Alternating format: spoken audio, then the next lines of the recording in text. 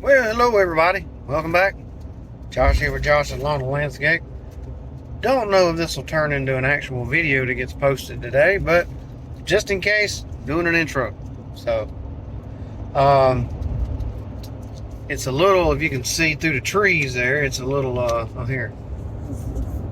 You look out the front, it's a little gloomy. Yeah, calling for some rain a little later today. Went in early today, took a couple of hours, just trying to get something wrapped up that had out there for a little while, kind of finish it up, and maybe cut one little small yard, because I'll be in the area. Like I said, just depends on the weather and how things go, but I'm going to try. So I may not get any footage, and I might just be back in the truck looking like a wet puppy dog later. I don't know. So, I've done been caught twice, I know, in the last month or so out in the rain trying my best to be ahead of it. So I'll probably be out in it long enough to get myself wet. So, hopefully it's long enough to get some decent progress on something before anything serious rolls in. So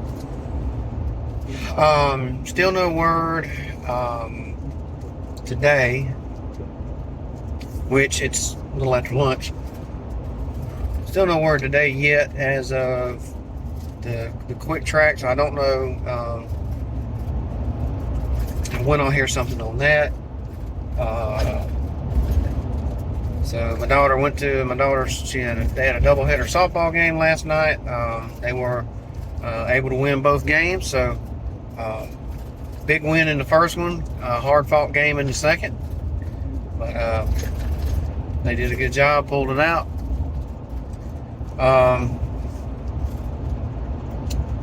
So that's what's going on in this one. Just want to make a somewhat quick intro, but it's probably like two or 3 minutes already. That's what's going on. Like I said, I'm going to try to get the last bit of cleanup and final touches done on the irrigation job, and then, like I said, maybe one small yard to cut. So I may just do before and after of that. I might try to go do that first, because it won't take too long, and then we'll see. So may or may not make a video out of this one. Let's stick around. All right, y'all, real quick. Thankfully, it hasn't rained on me yet, but I probably don't have long, so I'm not going to take the chance. I got the other heads installed on the other side. Covered up a lot of the ditches over there. And what I'm going to talk about now is wiring the clock and the valves. So I'm going to go over the valves first, because I'm wrapping up doing those, and then I'll go in and just talk about the clock, which is fairly simple. Once you get this part done, you just kind of have to match them up. So for right now, the wire is simply run on the ground under the porch, and it goes behind the shrubbery on the other side and into the clock. So I got it pulled over here, it's dropped in the ditch, and then it goes around, goes in this end of the box, passes through over to the other one. Probably going to leave this out for now, just because they've got to do some pool work and it's easier to see when it's laying there. And I'll let the homeowner know that. I think I've already told him, but I'll just refresh it. So when they put the pool and stuff in out here, they'll not hit it, hopefully. So, again, you need a couple of things to do this here at the valve assembly. I've already got them wired up, but I'm just going to talk about everything. So, each valve has 2 wires. One goes to your common, one goes to your zone wire. So, in this case, I use the back one, goes to the common. See there? Common wire is the white wire on your multi-strand. And when you have 2 valve boxes, you have to create a jumper to go from here. So you see there's 2 white wires. One of them runs through here over to this side. And then I've got my 3 wires, one from each valve as a common. So all the common wires are tied together. And there's a place for your common wire on the clock, which I'll show you. So my order is red. So this one comes up, it's red, yellow, blue. So here's the blue, comes off of the third valve over here. So red, yellow, blue, and then I've got green, brown, and orange. And why that is, this is 1, 2, 3, which is the 3 zones I have in the front. This is 4, 5, and 6. These will be done at a later time after the pool goes in.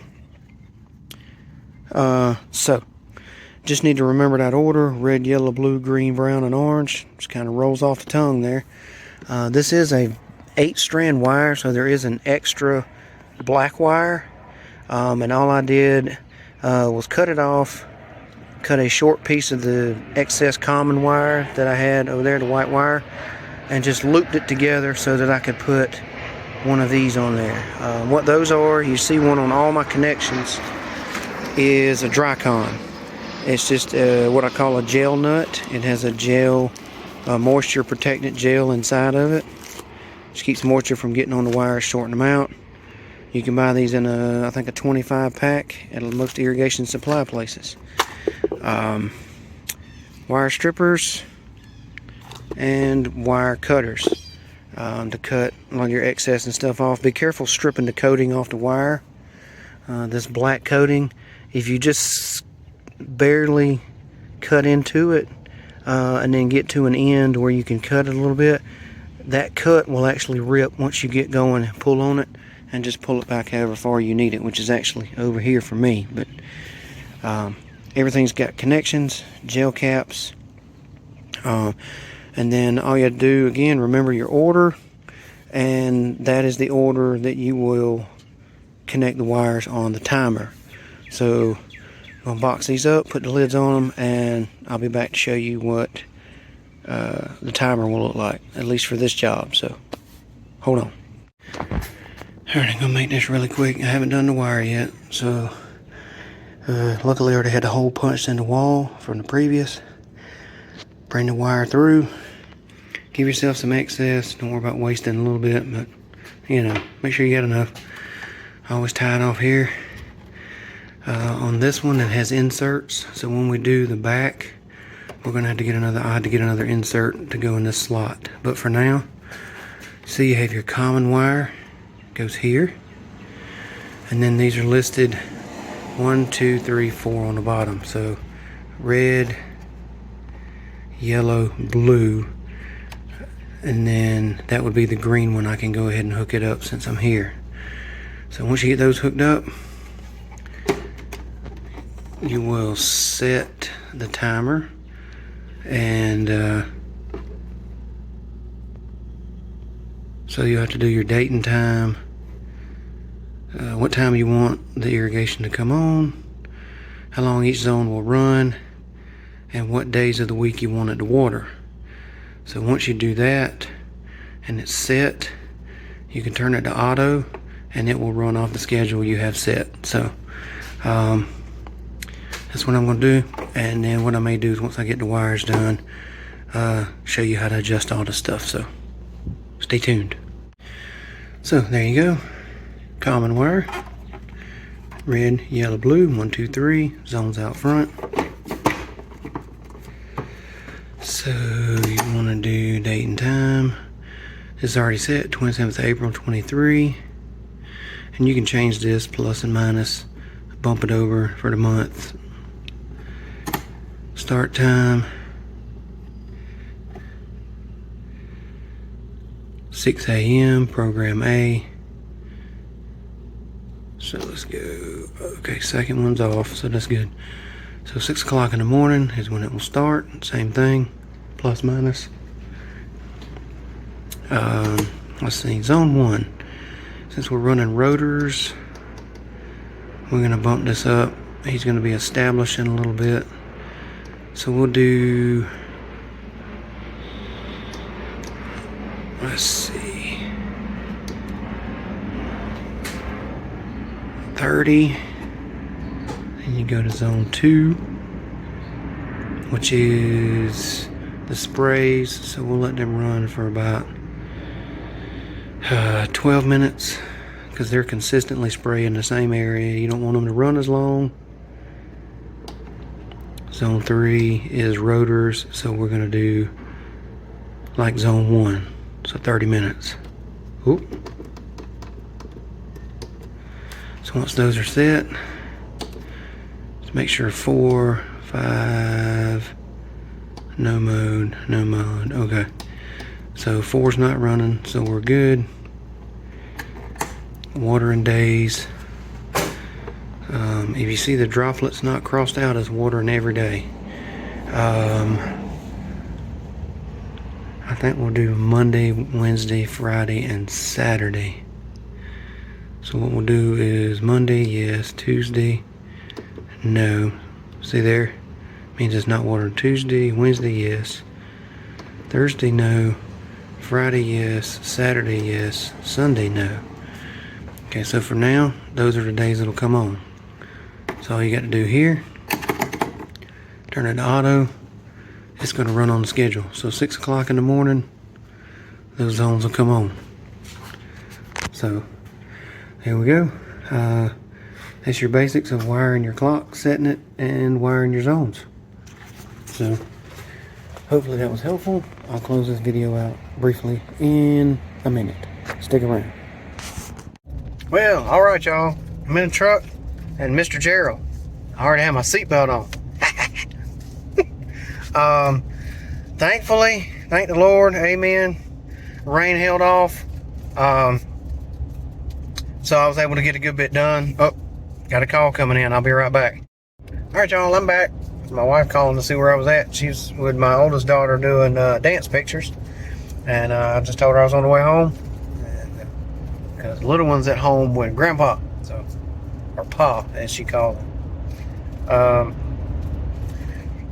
I hope y'all enjoyed the discussion on wiring up the valves and the timer. So I did do a little something in this video. Got a good bit of the front fine-tuned as far as covering it up, and so mainly what I've got is the back, and so it'll probably be first of the week when I go back to do that. Oh,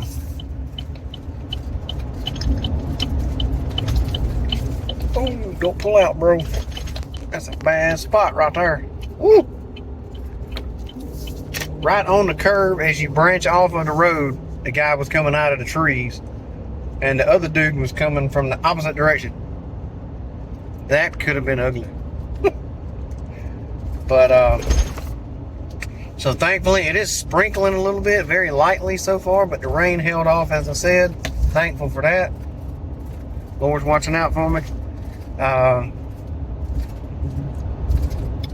So not going to drag this one out, just wanted to wrap it up. I'm on the way back. Like I said, this is kind of a how-to wire your sprinkler system, valves, and timer, and set it. So pretty simple there. I ran it with the timer, set the heads, it's working good. Let the homeowner know that it was working off of that, and that I'll be back to finish doing the final cleanup and cover up of all the pipes probably first of next week. So heading home. Thank y'all for watching. Appreciate everybody who has subscribed and liked the channel, liked the videos, commented. Always appreciate the support.